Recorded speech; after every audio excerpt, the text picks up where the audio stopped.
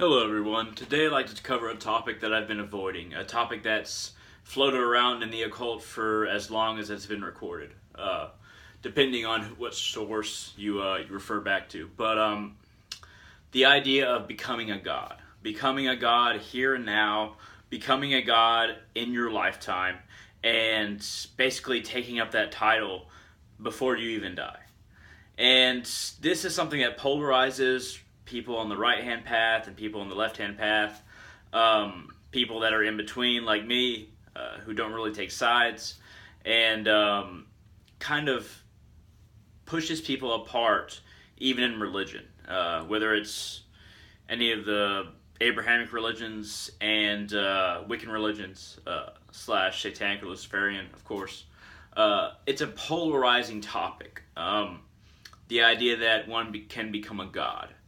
Now, as far as if it's actually possible, that's not what I'm going to get into because that is a very large topic. The methods by which you can become a god, that you can become a god here, that you can become a god before you die, and somebody who has so much power that one could be called a god. But what I want to talk about is how people don't really think about the purpose of a god. Like, why do you want to become a god? Why do you want to raise yourself to godhood?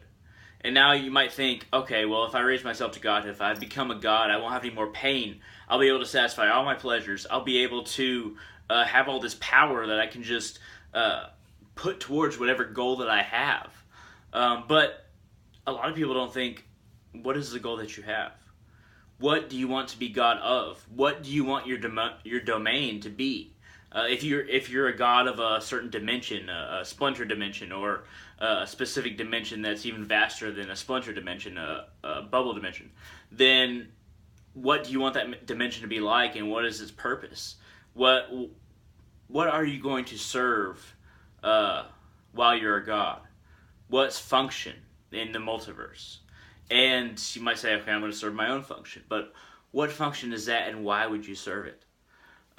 If you're intent on basically just gaining power, gaining vast amounts of power, so that you have all the power to do everything that you want, whether it be in this realm or another realm, or a realm that you create for yourself, you have to think, what is the end game? What is the point of gaining all this power? Do you want to simply control yourself? If that's the case, then you do better to basically do without. Get to a place to where you could do without everything.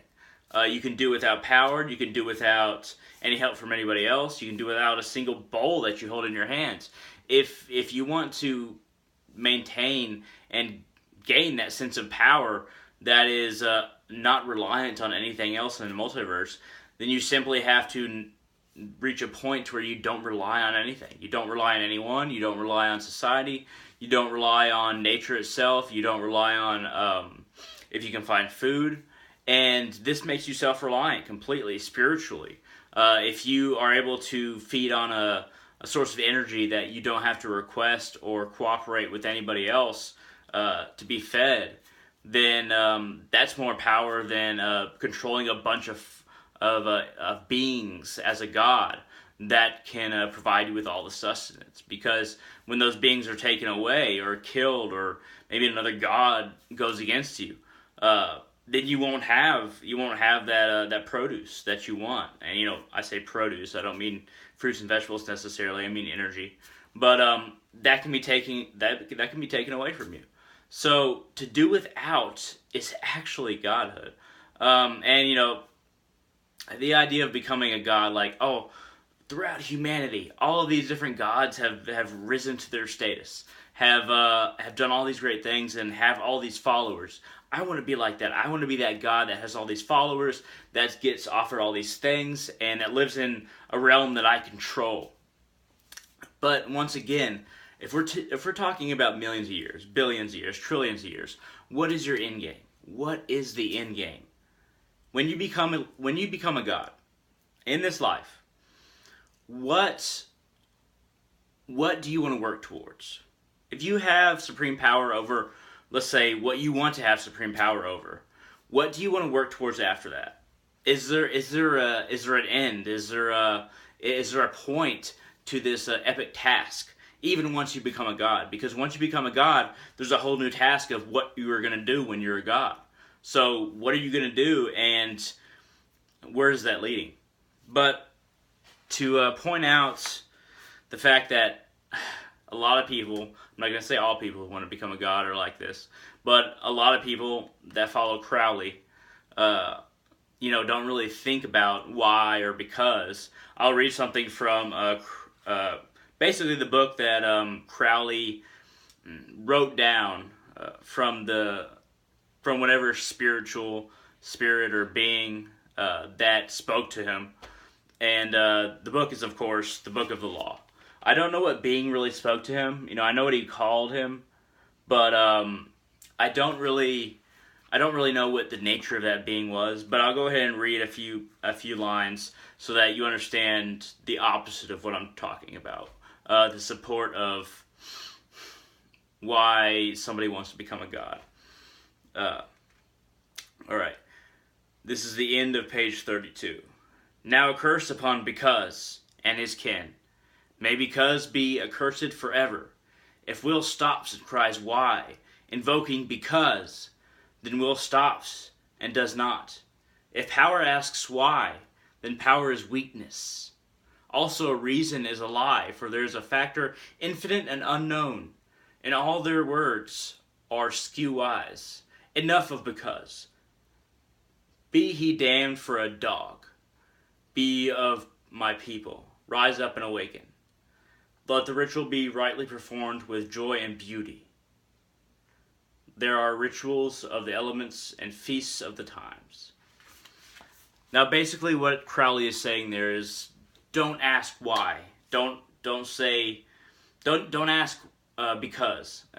When somebody asks you why, do not address them with any incarnation of because, any idea of because, of why you're doing this. Do not utter that sentence, utter that idea of because. Do not begin that sentence.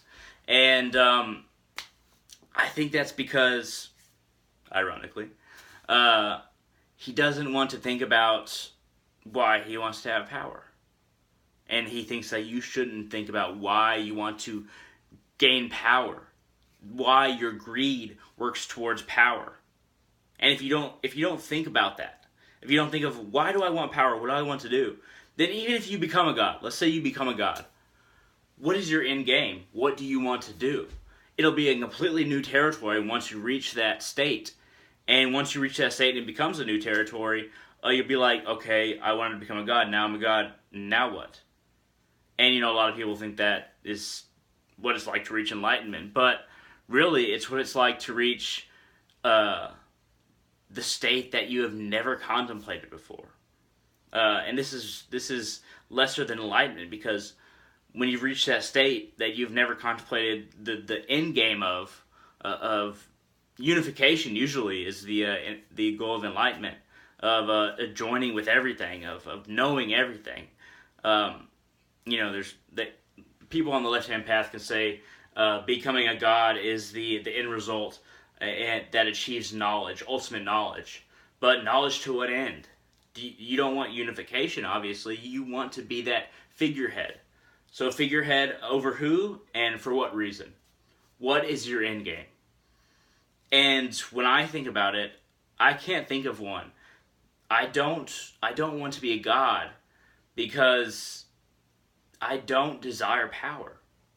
I don't desire, and I don't direct my life in a way that will gain that power, because it doesn't do anything for me. I don't want to lord over other people. I don't want to gain my own dimension. I just want to connect everybody. And you can say I'm on the right hand path, but I don't think of myself as that way. I just want to achieve connection. And you can achieve connection if you want to lord over everybody. Period, point blank. But thank you very much for watching. This has been a video on my ideas about what wanting to become a god is and becoming a god is. And if you like this video, hit that thumbs up down there. If you want to ask me questions, The comment section is right down there. But thank you very much, and I hope you all have a great day.